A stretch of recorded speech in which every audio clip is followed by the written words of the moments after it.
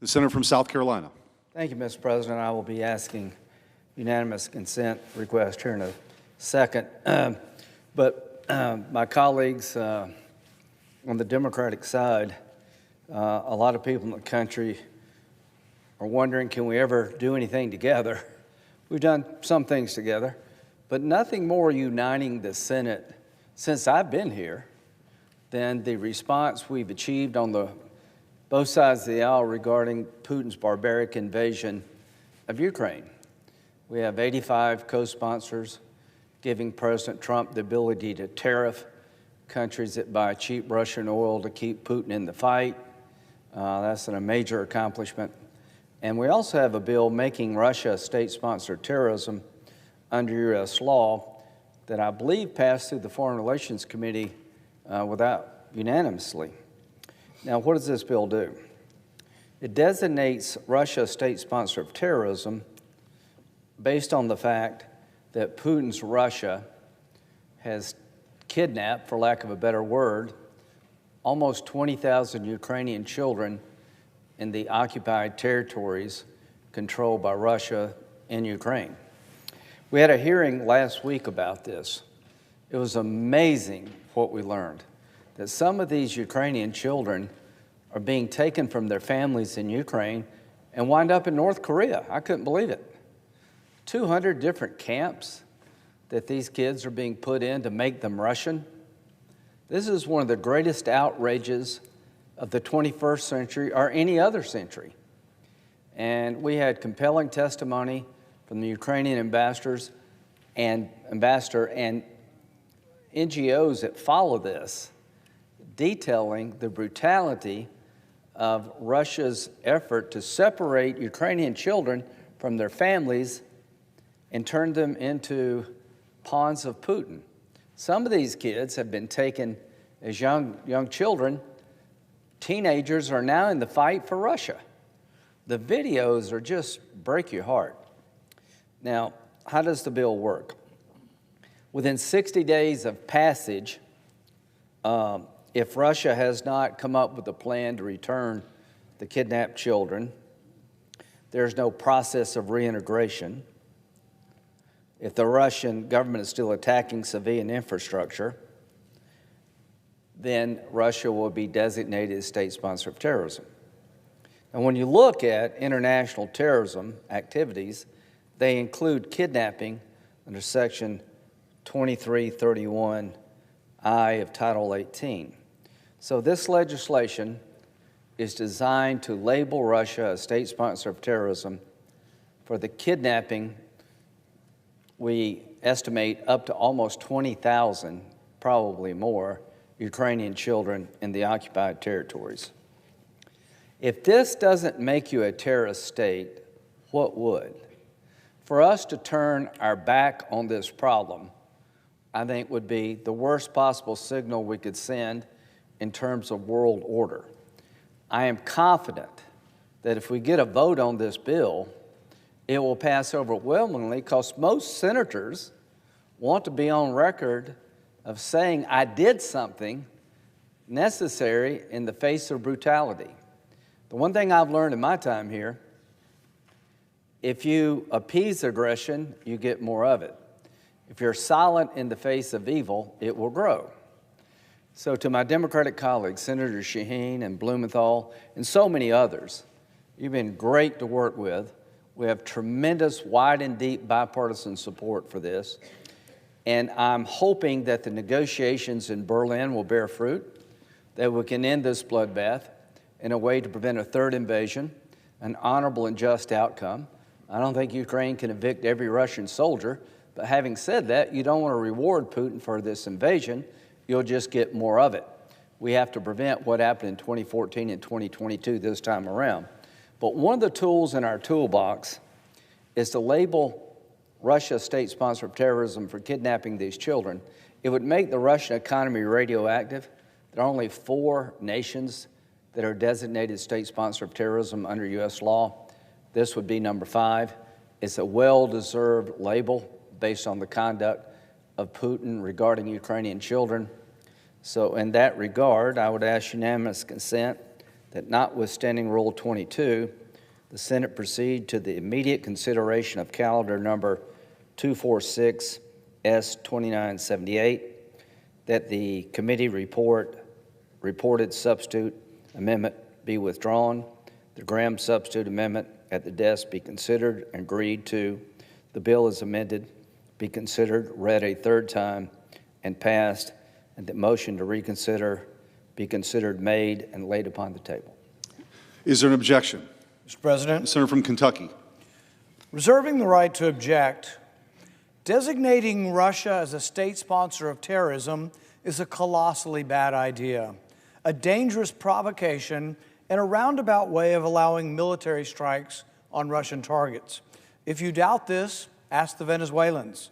All of the kinetic strikes on Venezuelan boats are justified because they are designated as a terrorist sponsor. They have these fancy names. We call them designated terrorist organization, and therefore it's like a war, not quite a war, but they justify their attacks, and they justify acting like there is a war with Venezuela by designating them as terrorists. Never underestimate Washington's ability to make things worse. In its insistence that Moscow be a permanent enemy of the U.S., the foreign policy establishment is pushing to impose more punitive measures on Russia, measures that may make globalists in Washington feel virtuous, but in reality will do nothing to help Ukraine, do nothing to bring peace in Europe, and do nothing to make Americans safer or more prosperous. In fact, if there's one thing more likely to disrupt the peace talks and make it less likely to find peace, it's simply labeling Russia as a terrorist nation. If you want to destroy the peace process, you should pass this legislation and shout it from the rooftops that you're calling Russia a terrorist nation if you want to disrupt the peace talks. This bill would designate Russia as a state sponsor of terrorism, directly undermines President Trump's diplomatic efforts to end the 4-year war in Ukraine. If you like the war in Ukraine, vote for this bill, because this bill will do everything possible to drive Russia away from the table. Our goal should be to seek de-escalation and stability in Europe, which will only come about by establishing working relations with Russians. None of this says that Russia isn't the aggressor. None of this says that Russia isn't doing bad things. They're in the middle of a war. Yes, they are the aggressor. But simply standing forth and showing how virtuous we are by calling them terrorists will do nothing to end the war and may well allow the war to continue. The hardliners in Moscow already believe they're at war with the U.S., and designating them as a state sponsor of terrorism will only throw further fuel on that fire. This misguided legislation would destroy any semblance of U.S.-Russia bilateral relations, and it's not going to achieve its desired intention. It's absurd to think that applying more economic pressure on Russia will get them to change their objectives. They've fought for 4 years. They've lost tens of thousands of soldiers. They've killed tens of thousands of soldiers. Some say up to 1 million casualties in this war. We already imposed 16,000 sanctions on them. Do we really think that 16,001 is going to do the trick? We think, oh, we're going to call them a terrorist. What a terrible thing. They are going to lay down their arms and give back the land they have taken. No, that's not what's going to happen. This will not work, but it might drive them away from the process of coming to a negotiated settlement.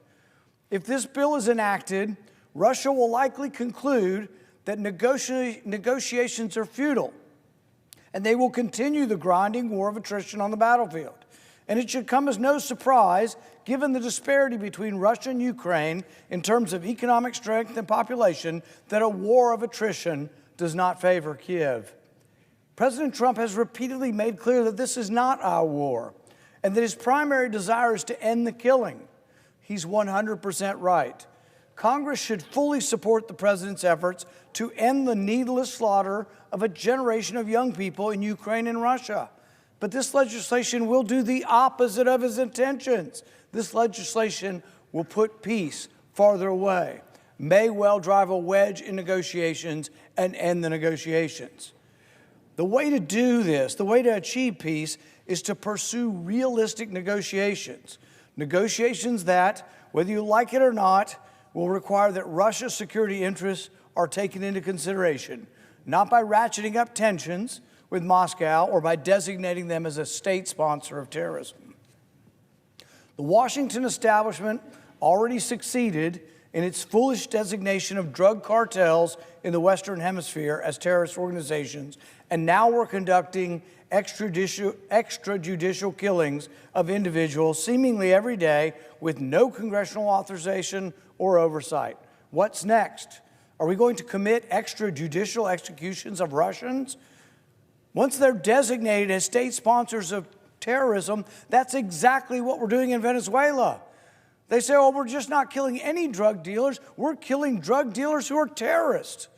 That sort of begs the question, when they released a narco-terrorist who'd been in prison for 45 years, the former president of Honduras, Hernandez, oh, well, why is he not a narco-terrorist? Oh, because we name who the narco-terrorist is. The guys we're killing in the boats, they're narco-terrorists. The guy convicted and sent to prison for 45 years, the former president of Honduras, he's not a narco-terrorist. But the justification for killing the people in the boats who are not armed, there's been no evidence presented that anybody in these boats is armed. We're killing unarmed people because we call them narco-terrorists, and now we're going to call the Russians terrorists. What does that mean? Are we setting up the predicate for bombing Russian boats? They say they don't need authority for war. They say they can do it, but you're helping them by designating Russian as terrorists. And when you do, and when they begin to blow up Russian boats, what will we say? The Washington establishment has succeeded in this foolish designation. We now have drug cartels. We're conducting these killings. What's next? Will we allow killings of Russians? Will we allow bombings of Russian boats? Designating countries or cartels as terrorists essentially has become an end run around congressional war-making powers. The Constitution says we declare war. They say, well, it's not quite war. It's somewhere in between war, but it's not drug smuggling anymore. We don't kill drug smugglers on sight, but we do kill them if there are designated terrorists. So it's just game playing with these labels. It's circular reasoning, but everything about it leads to more war and leads to less restraint. Once they are designated as terrorists, attacks on the country are argued to be sanctioned. This is an argument for saying that bombing Russian boats will be sanctioned. The terrorists, the Venezuelans, are said to be terrorists. Their boats are targets, and we can bomb them like it's a war, but not a war because we haven't voted on it. If we label Russia as terrorists, is that the same conclusion? So while we are not at war with Russia, designating them as a state sponsor of terrorism implies that no further vote of Congress is necessary before letting the bombs fly. To think that the risk of escalation must no longer concern us because the war has gone on for years is folly. There is still danger to escalating the war with Russia. We must still take great care to ensure that the United States is not foolishly dragged into a kinetic conflict through stupidity or miscalculation. Americans supported President Trump because they resonated with his message of America first. Outside of the globalist elites in Washington, everyday Americans do not want to be further entangled in a war 5,000 miles from our shores. Congress should reject this bill and instead focus its efforts to advance realistic peace negotiations in Ukraine and pursue policies that advance America's national interests. I object. The objection is heard. Yeah, I'll respond. Senator from South Carolina. And turn it over to my colleagues. Number one, you're very consistent, Senator Paul, in the sense that you do not believe that standing up to aggression stops it. I do. When you appease it, you get more of it. In 2014, Putin invades Crimea. We end that conflict only to have him invade again in 2022. You can have your opinions, but you need to listen to what the enemy is saying. If you believe Putin's going to stop voluntarily, you're completely discounting everything he's said and everything he's done. he's going to go till somebody stops him. Not one American soldier has died in the effort to stop him in Ukraine. We have provided weapons, we've put sanctions, we've done a lot of things, but the war keeps going. Senator Paul advocated for getting out of Afghanistan, Syria, you name it, he wants to leave. The problem is that the people that you leave behind want to kill you. Senator Paul doesn't believe that radical Islam is dedicated to the destruction of the American people, our way of life. I do. Under his model, if you leave them alone, they will leave you alone. There's really no reason for us to be forward deployed because we're safe if we just ignore them. If you ignore Putin, there goes Taiwan. All the negotiations, I appreciate, they haven't worked. We're negotiating and Ukrainians are dying. How many Ukrainians have died since these talks have been going on? To my friends in the Trump administration, you have an obligation to bring this war to an end for the good of the civilized world. I appreciate you going to Berlin. I hope we come up with security guarantees that will prevent another invasion like in 2014 and 2022. I hope America will say the third time around, Putin, you come into Ukraine after we have a ceasefire, then you run into the coalition of the willing and the United States. And if you don't say that, Putin will come back. So the worst thing you can do is not understand the times in which you live. People didn't understand Hitler. These arguments made today were all made in the 30s. And 50 million people die when people in power like us in the Senate don't understand the world in which we live in. Putin has raped and murdered en masse Ukrainians who just wish to be Ukrainians. To Senator Paul, if he gets away with this, there goes Taiwan, but you'll do nothing for Taiwan. I don't know if you'd do anything if they actually went into Kentucky. The point is, the rest of us believe you're the outlier. There's nothing about the Washington establishment here. It's about common sense, learning from history, having a half a brain when it comes to dealing with aggression. If you think ISIS is going to leave you alone because you want to leave them alone, that's insane. If you think Putin will stop until somebody stops him, you've missed a lot. So what are we trying to do? We're trying to make it hard to do business with Russia. China is the #1 purchaser of Russian oil, cheap. The #1 purchaser of Iranian oil, cheap. The #1 purchaser of Venezuelan oil. What does that have in common? China is propping up all these dictatorships. Without China, India, and Brazil buying Russian oil, cheap, Putin would have no money virtually to prosecute the war. So we're trying to make it hard to prop up Putin's war machine. A state sponsor of terrorism designation against Russia would matter. It would cripple his war machine because he'd be radioactive in terms of doing business. And if you turn your back on a regime that kidnaps 20,000 children, takes them away from their family, appropriates them to Russia, then boy, have you lost your way. If that's not terrorism, if that's not something America should care about, what the hell should we care about? We're labeling the conduct of Putin for what it is, state sponsor of terrorism. So let it be said that in 2025, almost everybody in the Senate, except 2 or 3, believes that Russia should be a state sponsor of terrorism under U.S. law, not to go to war with Russia, but because of their conduct of taking 20,000 children away from Ukrainian families, putting them in camps in Russia, and sending some of them to North Korea. If that's not something we should push back against, God help the world. If Putin gets away with this, the world will, only time will tell what would happen. To my Democratic and Republican colleagues, thank you for working together with Senator Blumenthal and myself. Senator Shaheen, you've been terrific. Thank you for letting Russia know If this war doesn't end honorably and justly, we're going to crush your economy.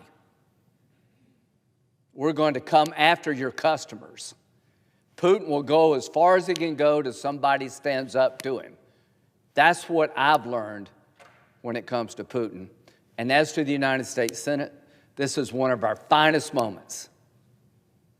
This is one of our finest hours where we came together to create legislation to punish a country that would kidnap children of another country, rape and murder and pillage.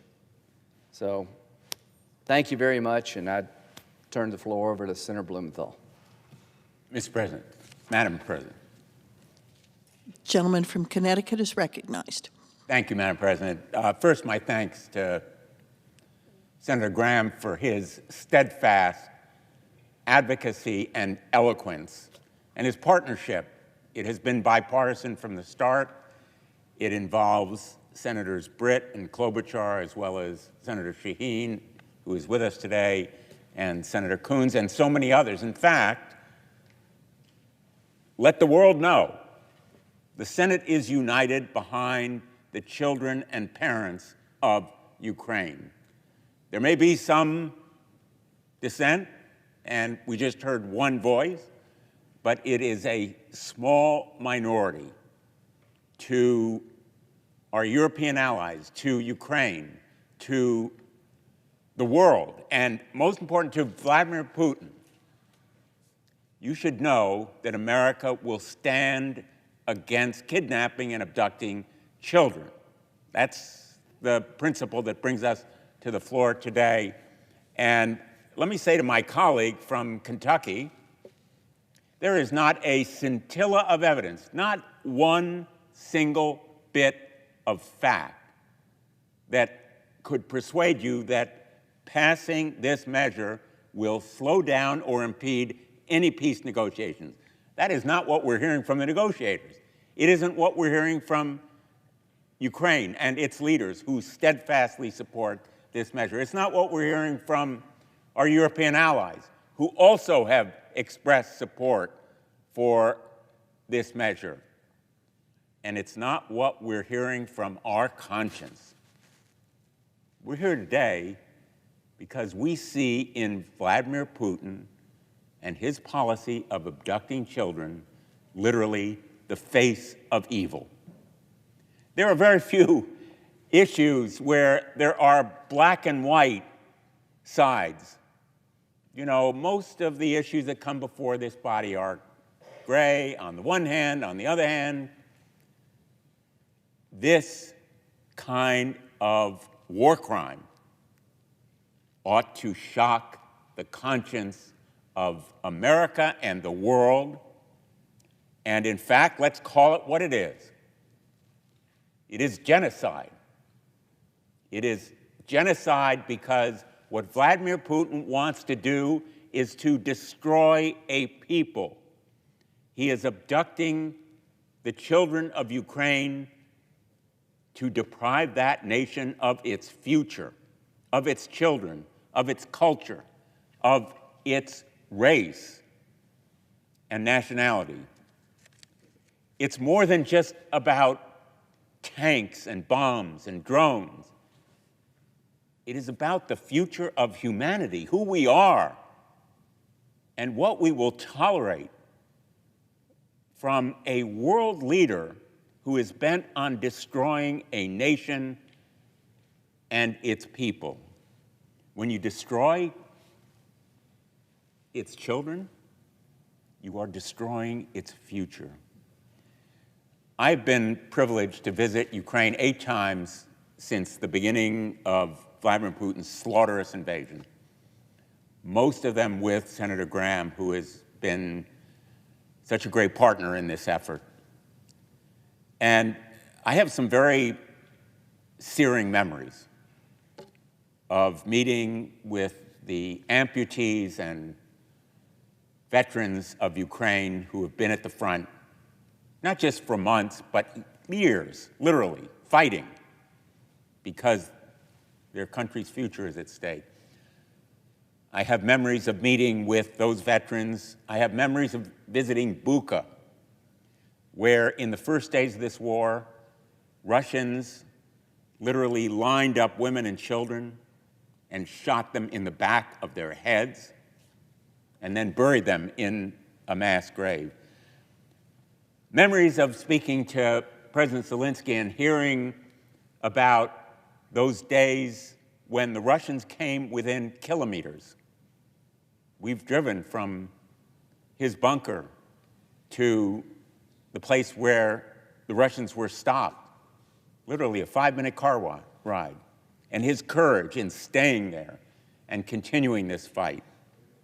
I have memories of the bombed schools and hospitals and apartment houses, but the memory that sticks with me most vividly is of children who have been rescued after their abduction, and parents whose children have been kidnapped. Hearing about those children taken to re-education camps, to foster families where they were, in effect, made Russians. They were forbidden to speak Ukrainian. They were forbidden to practice their religion. They were forbidden to try to reunite with their families. It is beyond horror and heartbreak to hear these stories. And what we are doing here is very simply recognizing that the world will not tolerate again this kind of genocide, that it should shock our conscience, and that designating Russia as a state sponsor of terrorism puts it in the same category as the other outlaw renegade nations, whether it's Cuba, Iran, North Korea. And by the way, we haven't bombed their ships, we haven't bombed their countries, we haven't bombed their planes. Designating them as state sponsors of terrorism doesn't mean that we bomb them. And to my colleague from Kentucky, I have my own criticisms of what's happening in the Caribbean today, and I share many of his criticisms, but it is simply a stream of consciousness that brings the two together. There's no logic or fact that makes them the same. We need to stand strong behind Ukraine in those negotiations and insist on Ukraine's security, airtight and approved by the United States Congress, a Article 5 type of guarantee that commits the United States to Ukraine's security. But today we are here about a moral and a practical issue. We're here about 10-month-old Margarita. Russian forces abducted her, changed her name, her citizenship, her birthplace. They changed it from Kherson, Ukraine, to Poldosk, Russia. Artem, a 16-year-old boy taken by Russian soldiers to a remote orphanage. He slept on sagging metal beds without bedding. He was forced to eat crackers every day. Ilya, a 9-year-old from Mariupol. His mother was killed in a Russian missile attack. He was made an orphan by the Russians, who then called him an orphan as though it was something unconnected to what they did. He buried her with his own hands, and then Russians took him to a hospital in Donetsk, operated on him without anesthesia, and told him not to say "Glory to Ukraine" anymore. These are war crimes. Children should be safe. They should be protected. They should never become pawns in an imperial war of conquest.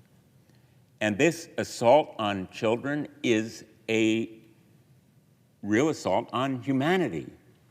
It is an attempt to erase Ukraine's identity through the manipulation and torture of the most vulnerable. There are at least 210 facilities across Russia and Russia-occupied territories housing these abducted children. Russia has brazenly obstructed international efforts to rescue them, even to locate and document them. It withholds records, it cuts off communication, it deliberately undermines any effort to remit these children to their homes and families. Congress must act. Now is the time. And let me be clear, these are not just Ukrainian children. They are future scientists, artists, dancers, teachers, leaders. They are the heart of a free and prosperous Ukraine. The world cannot abandon them. We may talk here about tankers and territories, and we should seize those shadow fleet tankers, no question about it. But this tragedy is deliberate, systematic evil. It cannot go unanswered. We cannot turn a blind eye to this cruelty. We cannot evade the obligation to fight for every Ukrainian child stolen from a family in that great country. Thank you, Madam President. I yield the floor to my great colleague from New Hampshire, Senator Shaheen. Madam President. The gentlewoman from New Hampshire is recognized. Madam President, I'm pleased to join my colleagues, Senator Blumenthal and Senator Graham, who are right to highlight Russia's conduct in Ukraine and the need to hold Vladimir Putin's murderous regime accountable. And I think our colleague from Kentucky couldn't be more wrong when he talks about this bill as continuing the war in Ukraine. The fact is, the only thing Vladimir Putin does understand is pressure. And the problem is we haven't put enough pressure on him in the United States and in Europe. And if appeasement is what was going to end this war, then we've already done that. President Trump rolled out the red carpet in Alaska when he met with Putin. That got us nowhere. The only thing Vladimir Putin understands is pressure. And we need to do everything possible to add to the pressure on Putin and Russia so that he'll come to the table, so that he will actually negotiate in good faith and end this war. Because as talks continue, we need to be clear about what's actually driving this war. And Senators Blumenthal and Graham talked about Putin's interest in totally eliminating Ukraine and absorbing the culture and absorbing the country into Russia. President Putin doesn't want peace on terms that respect Ukraine's sovereignty. Russia continues to strike civilian infrastructure, continues to kidnap thousands of abducted Ukrainian children. These are not the actions of a government that's negotiating in good faith. And second, as has been said, Russia's not sustaining this war alone. Moscow relies on China for materials and technology to keep its war machine running. It relies on North Korea for people to fight this war. And finally, Putin's strategy depends on exhausting Ukraine's ability to defend itself and rebuild. These are not abstract problems, and as Senator Graham was going through the litany of Russia's encroachment into Ukraine, what he missed was in 2008 when Russia went into Georgia and took 2 provinces in Georgia, South Ossetia and Abkhazia. They are now basically Russian mandates within the bounds of Georgia. So these are not abstract issues. They describe how Russia is fighting this war. And Congress has the authority and the tools to raise the cost of that strategy, to make it harder on Vladimir Putin. And that's why we're here on the floor today supporting the bill that would designate Russia as a state sponsor of terrorism. Because what this bill does is it addresses the character of Russia's conduct in this war. And as Senator Blumenthal said so eloquently, it speaks to the values that we have in the United States, that we've got to take on a country, a regime like Vladimir Putin's, that would steal children from another country. It reflects the use of terror as a tool of state policy. That includes that abduction of Ukrainians' children. What this bill would do is to further isolate the Putin regime. It would make clear that his conduct carries real consequences as far as we're concerned in the United States. But fortunately, this isn't the only bill that Congress can pass to put pressure on Putin. In addition to this bill, the Foreign Relations Committee has passed two other pieces of legislation that would do exactly that. One is the Stop Russia and China Act, which is a bill that goes directly at the supply chains that Putin relies on to rebuild forces and prolong the fighting. It would block Chinese entities from supplying materials and technology to Russia's war effort. And without that support, Russia's ability to keep escalating is sharply reduced. Now, the other is the Repo Act. This bill addresses the costs of Russia's aggression. It would authorize the use of frozen Russian sovereign assets to support Ukraine's defense and recovery. And it would ensure that Russia, not Ukraine or the United States taxpayers, would bear the responsibility for the destruction it's caused.